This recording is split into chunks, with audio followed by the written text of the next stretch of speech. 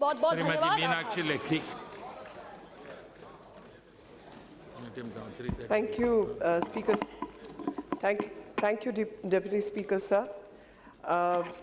वर्तमान में ई उपसर्ग का इस्तेमाल हर शब्द के साथ हो रहा है और ई रिक्शा का तात्पर्य उस रिक्शा से है जिसमें बैटरी लगी है। ई गवर्नेंस, ई टिकटिंग और अब ई रिक्शा। ई रिक्शा की जो आवश्यकता है उसका कारण एक वो अमानवीय प्रथा है जिसमें आदमी आदमी को ढोने का काम कर रहा है और उस स्थिति में भी उस अमानवीय प्रचलित प्रथा को हटाने के लिए हमें ई रिक्शा का जो प्रचलन है उसे बढ़ाना होगा और इस कारण जो भी अमेंडमेंट्स लाए गए हैं हाल के कानून में वो कहीं ना कहीं अनिवार्य थे। एक शहर जब तय करता है कार्स या गाड़ियां खरीदने का तो वो गाड़ियां ही खरीदता चला जाता है और इतनी गाड़ियां खरीद लेता है कि आगे चलने की जगह नहीं होती और इसी कारण से प्लानर्स को अलग अलग सड़क और अलग अलग ज़रूरत के अनुसार अलग अलग तरीके के यातायात के साधन खरीदने की अनिवार्यता पर ध्यान देना चाहिए और उसी अनिवार्यता को ध्यान में रखते हुए 276 या 74 जगह ऐसी दिल्ली ने नियुक्त की जहां पर ई रिक्शा नहीं चलाई जाएगी, लेकिन जिस लास्ट माइल कनेक्टिविटी की बात लगातार शहर को डीकंजेस्ट करने के लिए की जाती है उसके लिए ई रिक्शा अनिवार्य है। अगर आप मेट्रो बढ़ाना चाहते हैं, आप पब्लिक ट्रांसपोर्ट को बेहतर करना चाहते हैं, आप चाहते हैं कि लोग अधिक से अधिक मात्रा में बसेस इस्तेमाल करें, अधिक से अधिक मात्रा में लोग, आज जो हालत है किसी भी मध्यम आय वर्ग से लेकर निम्न आय वर्ग के व्यक्ति की ट्रांसपोर्टेशन के लिए, यातायात के साधन के लिए, तो उसके पास साधन क्या है? मेट्रो, बसें। और ऐसे में जो बसें चल रही थी, जिस प्रकार की बसें 2012 में की प्राइवेट बस गैर लाइसेंस जगह पर चल रही थी और उसके कारण निर्भया वाला हादसा हुआ, अभी गैर लाइसेंसिंग जगह पर उबर केस कांड हुआ। ऐसे में जो बेहतरीन तरीका है शहर को डीकंजेस्ट करने का और इन सब से मुक्ति दिलाने का, वो मसला ई रिक्शा द्वारा ही ख़त्म किया जा सकता है कि अधिक से अधिक लोग मेट्रो का इस्तेमाल करें और मेट्रो का इस्तेमाल करने के बाद जो लास्ट माइल कनेक्टिविटी है उसे ई रिक्शा के रूप में इस्तेमाल किया जाए। यातायात संसाधनों पर रिसर्च के मुताबिक पता चला कि अधिकतर लोग 5 किलोमीटर की रेंज में सबसे अधिक गाड़ी चलाते हैं। 5 किलोमीटर की वो रेंज है जिसमें सब्जी खरीदने, बच्चों को स्कूल ड्रॉप करने या कोई सामान लाने या मेट्रो स्टेशन तक आने जाने की सुविधा, अगर उन सुविधाओं पर हम ई रिक्शा को मुकम्मल करें तो बहुत बड़ी मात्रा में हम शहर को डीकंजेस्ट कर सकते हैं। और आज आए दिन जब दिल्ली के अखबारों में छपास होती है कि दिल्ली सबसे अधिक प्रदूषण के दौर से गुजर रही है, तो उसमें भी ग्रीन एनर्जी के तहत ई रिक्शा बेहतरीन उपाय है। इन दोनों मापदंडों पर ई रिक्शा पूरी तरीके से खरी उतरती है, इस कारण ई रिक्शा का प्रावधान अनिवार्य है। मेरे मन में एक और बात है, ई रिक्शा एक ऐसा माध्यम हो सकती है जो कि जेंडर इक्वालिटी भी कहीं ना कहीं लाती है। जेंडर इक्वालिटी इसलिए कि रिक्शा चालक एक गरीब तबके का अक्सर पुरुष होता है, क्योंकि जो शारीरिक क्षमता और शक्ति चाहिए रिक्शा को खींचने के लिए वो महिलाओं में कहीं ना कहीं नहीं होती।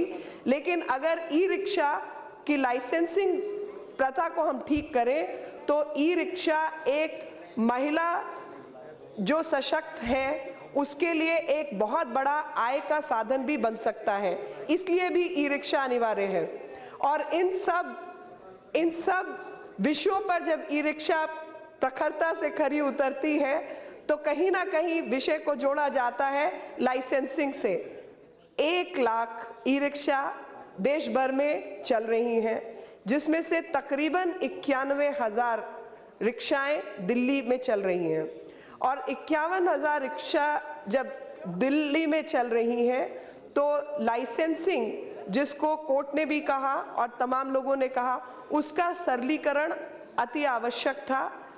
जब कॉमनवेल्थ के दिनों में उस समय की दिल्ली की सरकार डीटीसी में भर्ती के लिए नियम को सरल कर सकती है, कम पढ़े लिखे लोगों को नौकरी दे सकती है, तो ई रिक्शा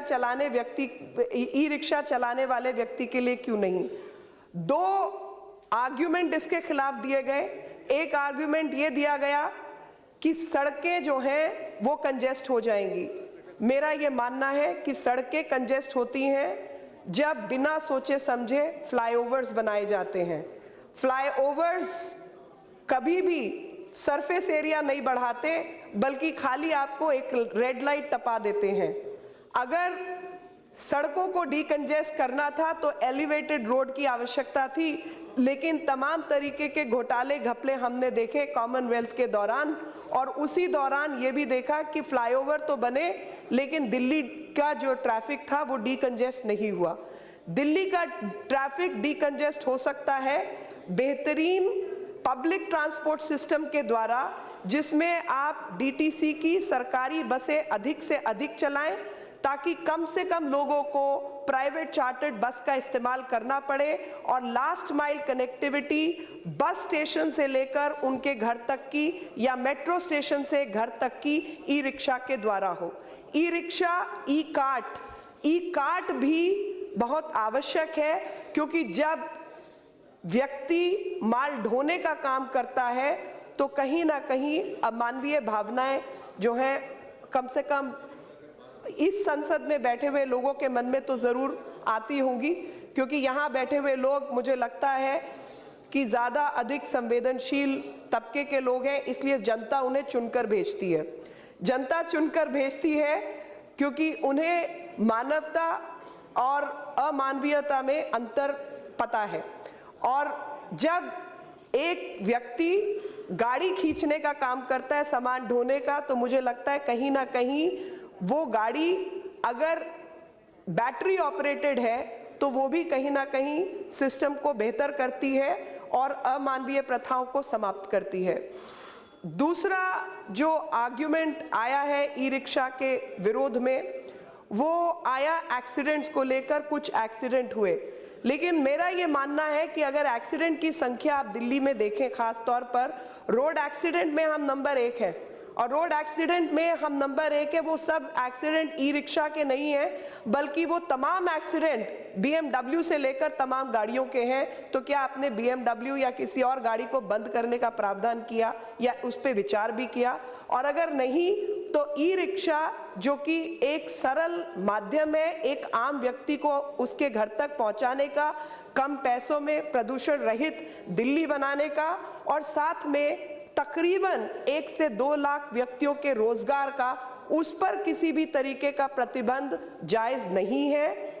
और मैं ये भी सरकार से अनुरोध करना चाहती हूं कि जो गाड़ी चलाने वाला है, यानी ड्राइवर है, वो खुद जो चालक है वही मालिक बने।